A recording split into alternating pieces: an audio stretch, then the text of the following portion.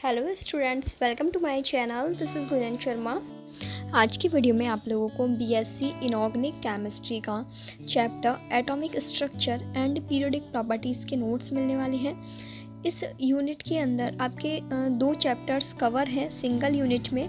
पहला पार्ट है आपका एटॉमिक स्ट्रक्चर का, जिसके अंदर ये सारे टॉपिक्स हैं, और नीचे आपका है इसमें पीरियोडिक प्रॉपर्टीज़, जिसके अंदर आपके नीचे वाले टॉपिक्स हैं बीएससी के सिलेबस के अकॉर्डिंग, जो कि आपको बीएससी के अंदर पढ़ने हैं।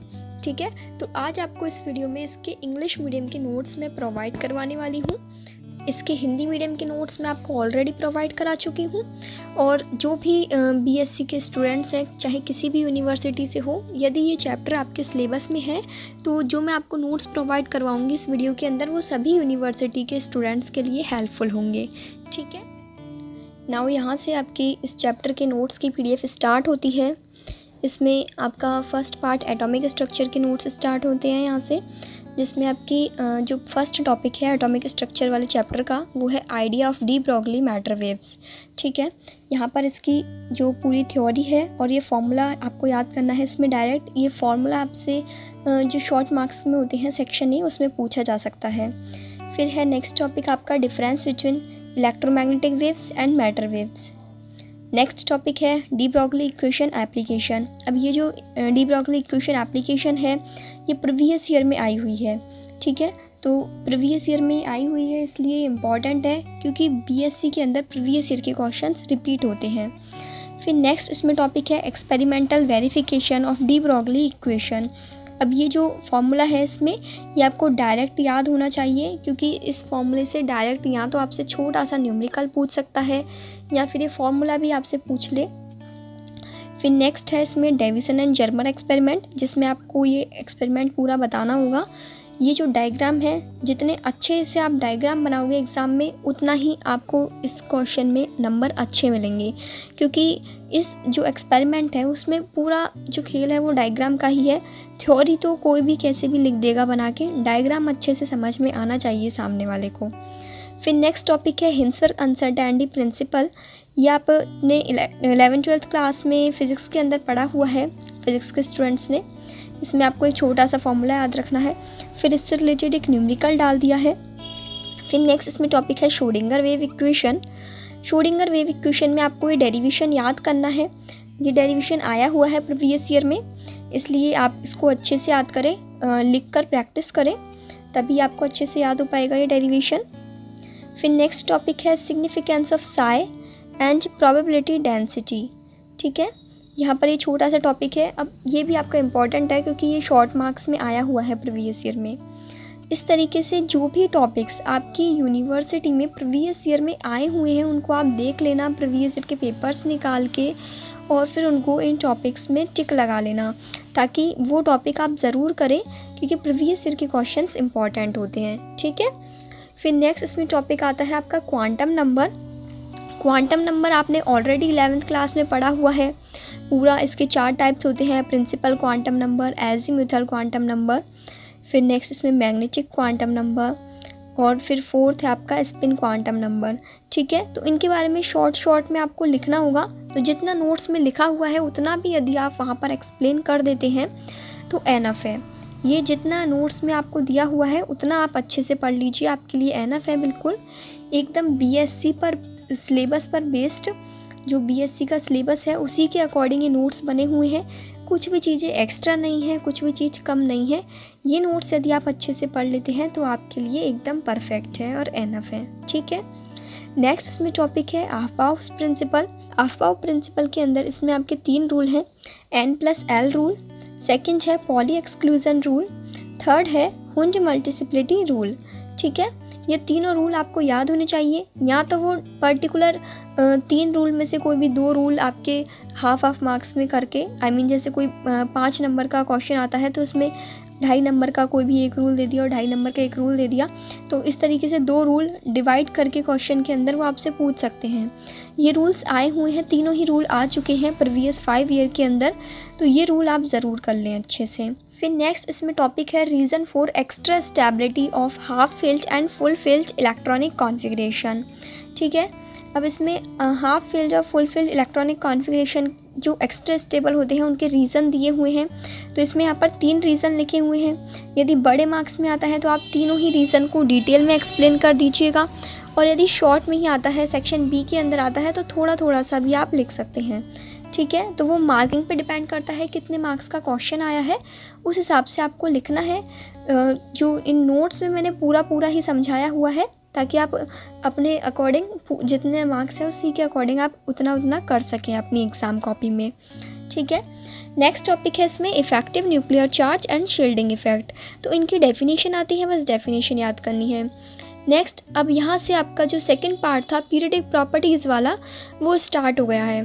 तो पीरियडिक प्रॉपर्टीज़ के अंदर आप अलग अलग प्रॉपर्टीज़ पढ़ेंगे डिटेल में, जो भी पीरियडिक टेबल के अंदर होती है। इसमें पहली प्रॉपर्टी है आपकी एटॉमिक रेडियाई।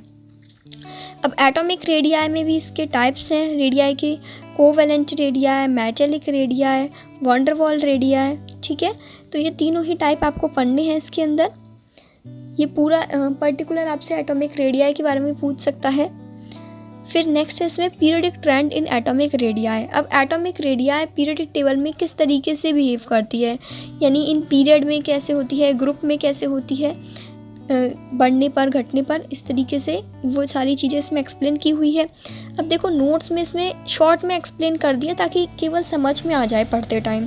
जैसे लिखा हुआ है ना ये periodic trend in atomic radii, तो इसमें पहला पीरियड के लिए लिखा हुआ है लेफ़्ट से राइट जाएंगे तो जेड इफेक्टिव बढ़ेगा और रेडियस डिक्रीज़ होगी। तो यहाँ पर तो बस छोटा सा ही डायग्राम बना के आपको समझा दिया और लिख दिया। वहाँ पर आपको पूरा थियोरेटिकल लाइन लिखनी होंगी। ये जो चीज़ है इस चीज़ को आपको लिखना पड़ेगा। ठीक है, इसी तरीके से सेकंड ग्रुप के अंदर है, ऊपर से नीचे जाएंगे तो रेडियस इंक्रीज़ होगी, और उसका रीज़न यहाँ पर साइड में एज ए शॉर्ट में लिख दिया, बट आप एग्ज़ाम में पूरा 3-4 लाइन में इसको एक्सप्लेन करना। ठीक है, नेक्स्ट आपकी रेडियाई आती है आयोनिक रेडियाई। अब आयनिक रेडियाई के भी 2 टाइप हैं, कैटायनिक रेडियाई और एनायनिक रेडियाई। फिर इसके बाद इनके ये वाला जो आपका पॉइंट है radius of iso electronic species, ये देख लेना। फिर इसके बाद रेडियस ऑफ ट्रांजिशन एलिमेंट, ये आया हुआ है कि ट्रांजिशन एलिमेंट की रेडियाई किस तरीके से वेरी करती है पीरियडिक टेबल में, तो उसको इस ग्राफ के ज़रिए समझाया हुआ है और पूरा थियोरेटिकल यहाँ पे लिखा हुआ है। नोट्स की एक्सप्लेनेशन एकदम ईजी है, आप इनको पढ़ेंगे ना तो आपको सारी चीज़ें समझ में आ जाएंगी, कहीं भी कोई दिक्कत नहीं होने वाली। डायरेक्ट पीडीएफ लिंक आपको डिस्क्रिप्शन बॉक्स में मिल जाएगा, वहाँ से आप अपनी ईमेल आईडी पर पीडीएफ डाउनलोड कर सकते हैं एक छोटा सा अमाउंट पे करने के बाद। और जिन्हें फ्री में पीडीएफ चाहिए वो वीडियो में से एक पेज का स्क्रीनशॉट ले सकते हैं। ठीक है, फिर नेक्स्ट इसमें टॉपिक है method of determination of atomic radii. यहाँ पर इसके कुछ मेथड्स लिखे हुए हैं। फिर नेक्स्ट इसमें ये छोटी सी डेफिनेशन है होमोन्यूक्लियर सिस्टम और हेटेरोन्यूक्लियर सिस्टम। आई होप आपको वीडियो में सारी चीज़ें क्लियर दिख रही होंगी। यदि आपको वीडियो में वर्ड्स क्लियर नहीं दिख रहे ना तो आप वीडियो का रेजोल्यूशन हाई कर लेना ताकि आपको एक एक वर्ड्स अच्छे से दिखें। ठीक है, नेक्स्ट इसमें है method of determination of ionic radii. इसमें फर्स्ट है आपका पॉलिंग मेथड। पॉलिंग मेथड से रिलेटेड एक न्यूमेरिकल डाल दिया है यहाँ पर, इस तरह का न्यूमेरिकल आपसे पूछा गया है एग्ज़ाम में। फिर नेक्स्ट इसमें टॉपिक आता है आपका आयनाइजेशन एनर्जी। ये टॉपिक आया हुआ है आपका write a short note on ionisation energy, तो इसमें आपको ये सारी चीज़ें इसमें बतानी होंगी। फिर है फैक्टर अफेक्टिंग आयनाइजेशन एनर्जी। अब इसमें भी देखो जैसे effective nuclear charge, shielding effect, size, तो यहाँ पर डायरेक्टली लिख दिया कि क्या चीज़ डायरेक्टली प्रोपोर्शनल है और कौन सी चीज़ इनडायरेक्टली प्रोपोर्शनल है। यहाँ पर ये चीज़ें डायरेक्ट लिखती है बस, लेकिन आपको इसको पूरा थियोरेटिकल 2-3 लाइन में इसको लिखना पड़ेगा कि आयनाइजेशन एनर्जी इंक्रीज़ होने पर साइज डिक्रीज़ होता है। इस तरीके से ये जो इसके फैक्टर अफेक्टिंग है इनको आपको पूरा थियोरेटिकल लिखना होगा। ठीक है, फिर नेक्स्ट इसमें टॉपिक है पीरियोडिसिटी इन आईपी या आईई। इसको हम आयनाइजेशन पोटेंशियल भी बोल सकते हैं या आयनाइजेशन एनर्जी भी बोल सकते हैं। तो ये पीरियोडिसिटी पर है, जो पीरियोडिसिटी का इसका इफेक्ट है, यानी लेफ़्ट से राइट जाने पर और ग्रुप में ऊपर से नीचे जाने पर, वो सारे इफ़ेक्ट्स यहाँ पर लिखे हुए हैं। आई होप आपको वीडियो अच्छे से समझ में आ रही होगी और वर्ड्स अच्छे से दिख रहे होंगे। फिर नेक्स्ट है method of determination of ionisation energy. इसके मेथड ऑफ डिटर्मिनेशन है, तो ये चीज़ें भी आप यहाँ से देख लें। अब आप सभी से एक रिक्वेस्ट है कि नोट्स को ज़्यादा से ज़्यादा बीएससी स्टूडेंट्स को शेयर करिएगा ताकि वो भी इस चैनल से अपनी सभी सब्जेक्ट के नोट्स ले सकें। मेरे चैनल पर सभी सब्जेक्ट के नोट्स अवेलेबल हैं, हिंदी और इंग्लिश दोनों मीडियम के अंदर। ठीक है। फिर नेक्स्ट इसमें टॉपिक है आपका इलेक्ट्रॉन गेन एंथैल्पी और इलेक्ट्रॉन अफिनिटी। तो इसकी डेफिनेशन है और ये पूरी इसकी एक्सप्लेनेशन है। फिर नेक्स्ट है फैक्टर अफेक्टिंग इलेक्ट्रॉन अफिनिटी, ये इसके फैक्टर्स हैं। अब इलेक्ट्रॉन अफिनिटी को जैसे यहाँ पर जो स्टार्टिंग के 3 पॉइंट है, Z effective, shielding effect, size, directly लिख दिया है ना, तो मैंने आपको बताया कि इनको आपको पूरा एक्सप्लेन करना है। इसमें जो फोर्थ है आपका स्पेशल इलेक्ट्रॉनिक कॉन्फ़िगरेशन, ये पॉइंट आपका इंपॉर्टेंट है क्योंकि इससे क्वेश्चन बना हुआ है। पर्टिकुलर पॉइंट से भी आपसे क्वेश्चन पूछ लिए जाएंगे इनऑर्गेनिक केमिस्ट्री के अंदर। तो जितना नोट्स में लिखा है ना, एटलीस्ट वो तो आपको पूरा ही पढ़ना पड़ेगा, क्योंकि इनके अंदर से जो थ्योरेटिकल पोर्शन है उसके अंदर से आपसे शॉर्ट क्वेश्चंस पूछे जाते हैं। जैसे कोई भी आपका 5 नंबर का क्वेश्चन आया सेक्शन बी में, तो उसमें 2.5 नंबर के आपसे 2 थ्योरेटिकल क्वेश्चन पूछ लिए जाएंगे कॉन्सेप्ट बेस्ड, इसलिए कॉन्सेप्ट आपको पता होना चाहिए। ठीक है। फिर नेक्स्ट इसमें टॉपिक है आपका इलेक्ट्रोनेगेटिविटी। ये इलेक्ट्रोनेगेटिविटी के फैक्टर्स हैं जो उनको अफेक्ट करते हैं। फिर method of determination of electronegativity है। ठीक है, तो यहाँ से आप देख लीजिएगा ये सारी चीज़ें। इसके अलावा जो भी आपके आगे के चैप्टर्स हैं उन सभी के नोट्स मैंने ऑलरेडी अपलोड कर दिए हैं, तो प्लेलिस्ट चेक कर लेना या फिर मैं डिस्क्रिप्शन बॉक्स में भी लिंक डाल दूंगी। नेक्स्ट इसमें टॉपिक है आपका एप्लीकेशन ऑफ इलेक्ट्रोनेगेटिविटी। इलेक्ट्रोनेगेटिविटी की एप्लीकेशन ये पूछी गई है प्रीवियस ईयर में, 3 पॉइंट है इसमें, तीनों आपको करने हैं। और लास्ट इसमें छोटा सा टॉपिक है difference between orbit and orbital. यहाँ पर ये एक ही डिफरेंस लिखा में आया है, इसके शायद आगे का एक पेज गायब है, बाकी आप देख लेना और अपने अकॉर्डिंग गूगल पे से देखकर इसमें से 2 पॉइंट और लिख लेना। ऑर्बिट और ऑर्बिटल में डिफरेंस ये आया हुआ है प्रीवियस ईयर में। ठीक है। नाउ यहीं पर आपका पूरा PDF कंप्लीट होता है। आई होप ये वीडियो आपको अच्छे से समझ में आ गई होगी। आपके जो भी रिव्यूज़ हैं आप कमेंट सेक्शन में ज़रूर दीजिएगा इस वीडियो के regarding. Thank you for watching this video.